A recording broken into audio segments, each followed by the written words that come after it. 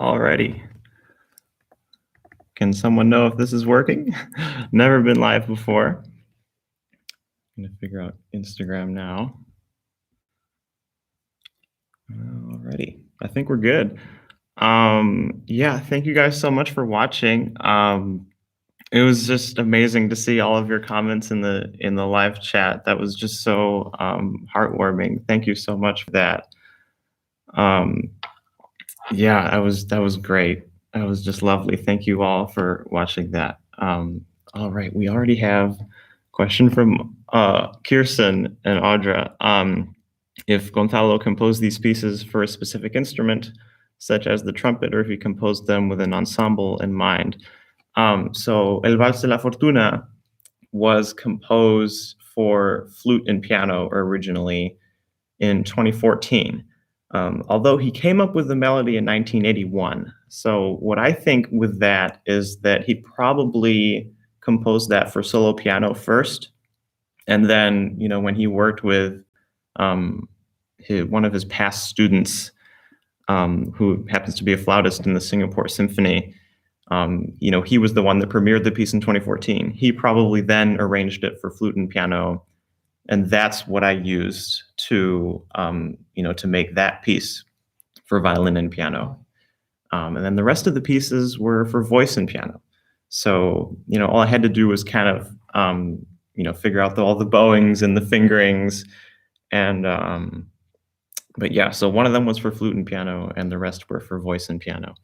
And I would like to know if he worked, this is Kirsten continuing, I would like to know if he worked with a lyricist on his original compositions, wrote lyrics himself, or used existing source material.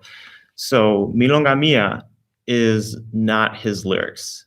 It's Alberto Novion's lyrics. But Es Imposible and Tú Me Tienes Que Querer are both his original lyrics. So I think that's just wonderful to know. That he can still write poetry too. Like, that to me is incredible. I could never do that. But yeah, so most of that he wrote himself, but there's one where he changed a little bit of the musicality of it. Elena, hi, asks, what are the Asturian elements of these pieces, would you say? You know what? That's a tough question. I don't know if... it's hard for me to answer that, because I feel like a lot of it is just Gonzalo.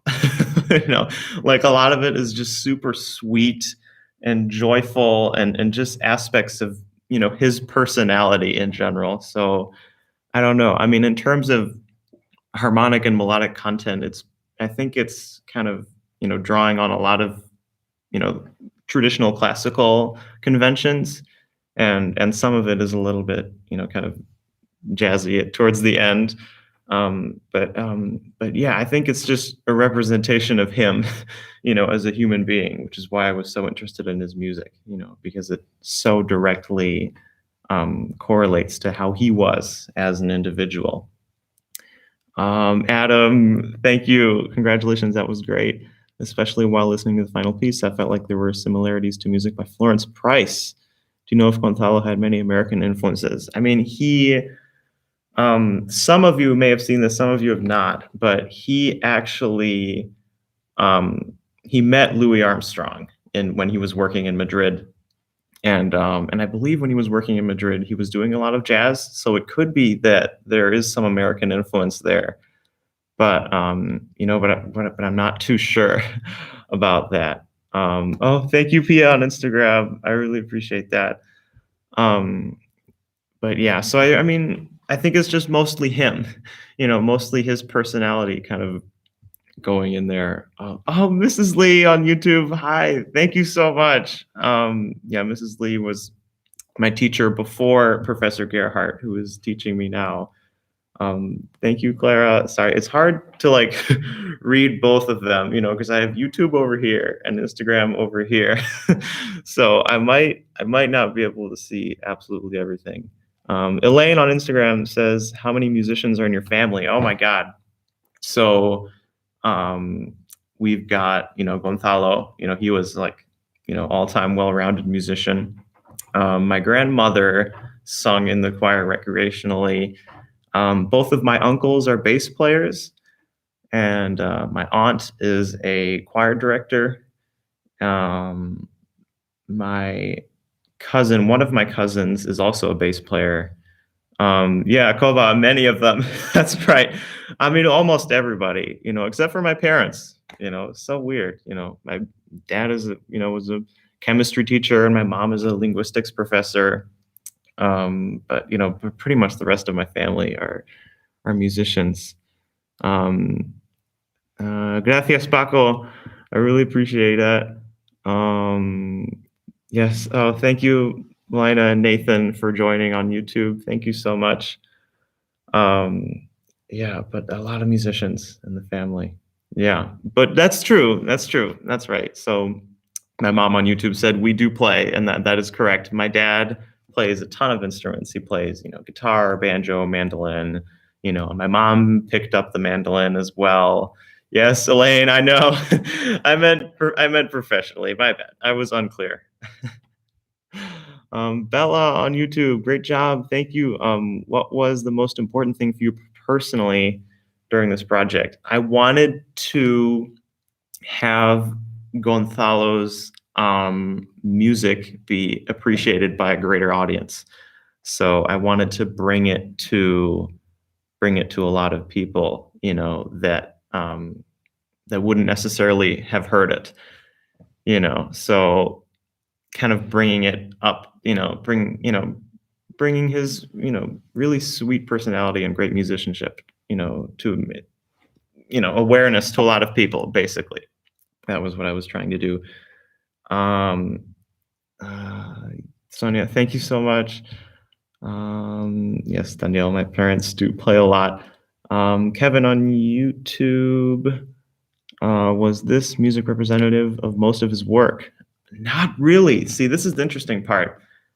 His most famous compositions were for choral ensembles, so some of the choral stuff that you heard in the background of the tribute was his original compositions, and those are the most well-known of them. And I would check them out on YouTube. There's background music links in the description of the tribute, and you'll be able to see those. Also, if you just look up his name on YouTube, you'll be able to see, all the stuff that he composed for choir that's up there. So that's his most well-known work there. Yeah, but yeah, I mean, I actually had to work kind of hard trying to find pieces that I could play, because he didn't write anything for violin and piano, and so I had to adapt other things into that, and I actually kind of enjoyed that process in a way. So yeah, that is that. Elena, will you tell us about the production? The performance was in Michigan. Yes, the performance was in Michigan, and the rest, did you also do the editing? So the talk, when I was talking, with the blue curtains, that's in 163. It's around the corner. So it was here in Oregon at the School of Music and Dance here, and I did do the editing for this. Very rudimentary stuff, I did, all the Spanish subtitles. That was just manually just typing everything in, and all the transitional things and all that. That was me. I had to learn how to use iMovie. Okay, Egley on Instagram. How long did it take you to research and put together the whole process? 4 months. It took me 4 months. It took me since October. And actually, a lot of the work was in the sheet music. So if you look under the description of the tribute, there's links to separate YouTube videos, and there you'll find the sheet music. P on Instagram, thank you. When are we going to hear the next step of this work arranged for a large ensemble? Ooh, oh, that's from John. Hi, John. Man, that's a great idea. What would also could happen is I could arrange the choral works for string quartet or string orchestra or something. I think that has potential. I might actually take you up on that. Audra on YouTube says, can you talk about the process of arranging the pieces for piano and violin? How long did it take? And did you make any changes to the piano part? Did Yuki collaborate with you? Yes, Yuki had great ideas. When we were so at the last piece, when we kind of talked back and forth a little bit, if you know what I'm talking about, that was Yuki's idea. So she did put a couple of ideas there. Um, while we were doing that, but mostly it was me. I didn't change much of the piano parts. Um, Yuki kind of, gave some ideas, as she was working with me in the recording process. In terms of how long it took to do that, um, back in the fall, in October and November, I basically did one piece a week. And at the time, I had 6 pieces ready. And the reason why I only ended up doing 4 was because 2 of them didn't really work musically without the text, or with the different arrangement. One was for solo piano, and it was just really hard to make it interesting having separated the parts into violin and piano.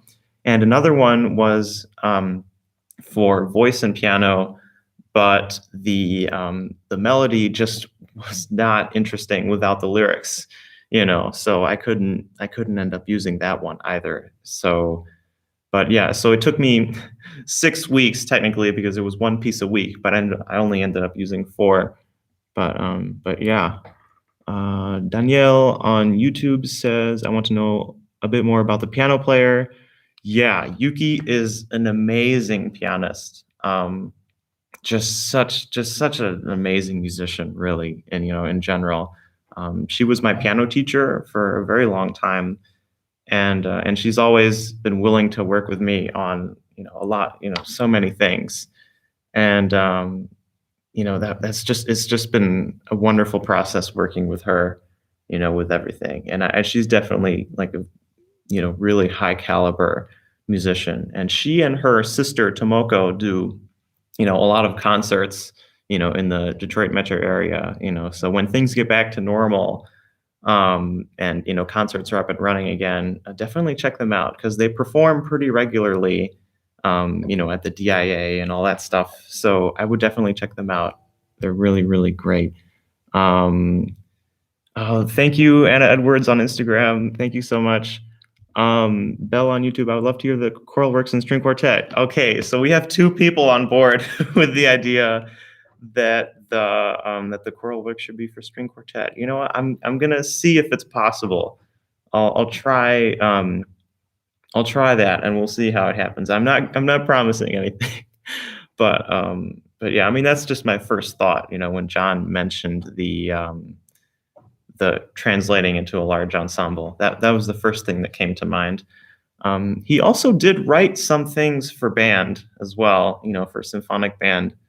I don't know how I would get the sheet music for that. Maybe it's on his computer. I'm not entirely sure, but he also did write stuff for that. And the ending clip when everyone's applauding for him, at that thing, he was conducting, combined band and choir, in one of his pieces. So there is some large ensemble sheet music out there. Claire on YouTube says, make UO chamber choir sing some choral works. Oh, I could do that. And I do have the sheet music for that. Actually, I only have the score right now. But if I can get the parts, then that would be great. Thank you, Clara. That's a wonderful idea. Egle on YouTube says, will a link to the tribute be available later for others who didn't see it? Yeah. So, just because it premiered live, right? It premiered live, but it will be up on YouTube for for as long as YouTube exists.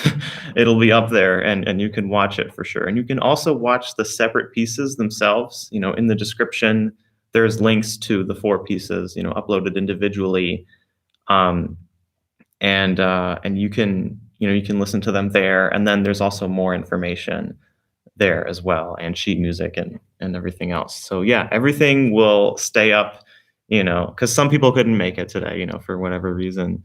So yeah, no problem, Mrs. Lee on YouTube. Yeah, but basically I wanted to kind of do this, live thing because I don't know, I wanted to recreate the post-concert vibe, where everyone is, kind of, talking about the music or, just kind of celebrating, the fact that a concert happened. So yeah, I thought that was an important part of this was to kind of recreate that, as much as possible. So yeah, that was great. Thank you, Eddie.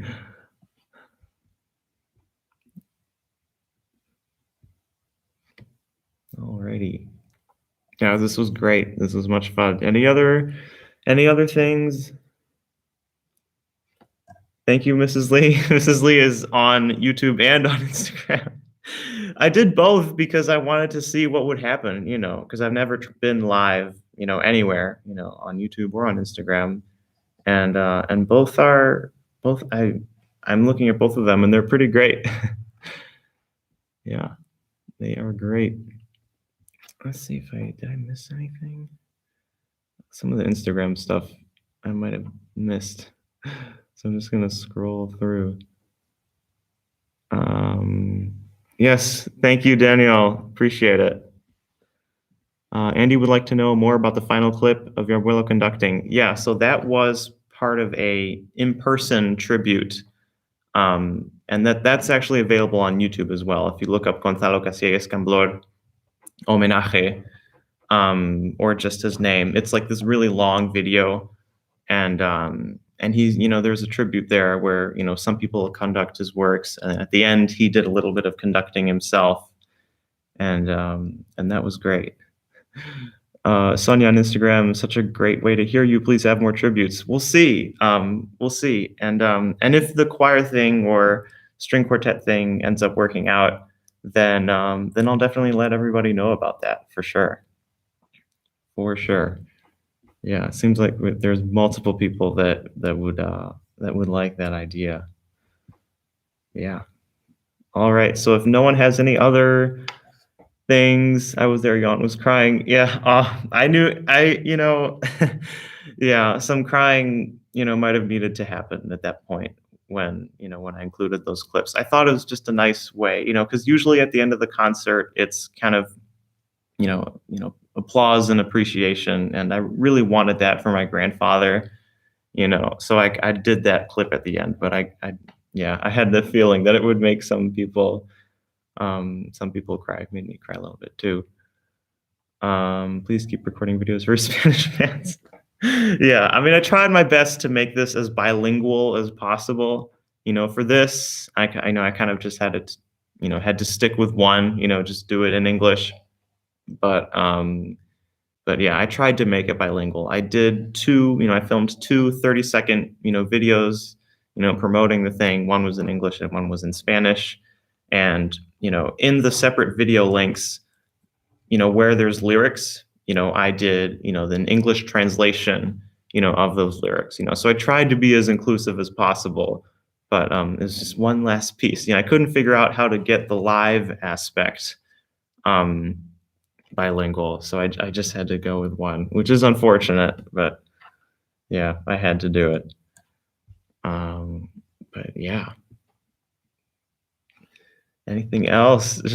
I'm just getting a lot of appreciation. Thank you so much, everybody, for all of your support for this. It's been great, and it's been wonderful to see the 4 months of work kind of paying off in that way. Because really, it's not about me or anything. It's about Gonzalo and his music, and getting that out there as much as possible. So I really do appreciate that. But yeah, if there are anything else, Adina, brilliant and beautiful on YouTube. Many thoughtful elements. Thank you so much, Adina. I really appreciate that. Yeah, and a lot of the work actually is kind of unfortunately not here, because 2 pieces had to be dropped and all that. But I still think it was well worth it. Yeah, for sure. Koba, but we understand the language of music. That's right. We understand the language of music. That's correct. Mr. Gowell, great stuff and great to see you. Thank you so much, Mr. Gowell. I really appreciate that. Thank you, Lisa. Thank you, Kevin. All right. So yeah, I mean, I would love to keep talking. But if I'm just kind of I'm just gonna keep talking until the questions run out, and then we'll be good to go. But yeah, feel free to share the tribute as well with other people if you would like. If you think they would enjoy it, it'll still be up on YouTube. You can share it with other people and share Gonzalo's sweetness with the world. That would be great. But otherwise, if no one has any other things to know about or to chat about, then I think we will be good. Anything else? Going once, going twice.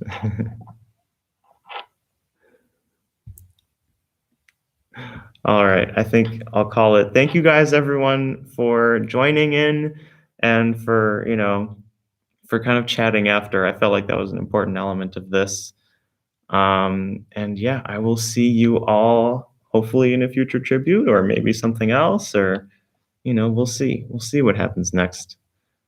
All right, take care, everyone. Bye bye, Instagram. Bye bye.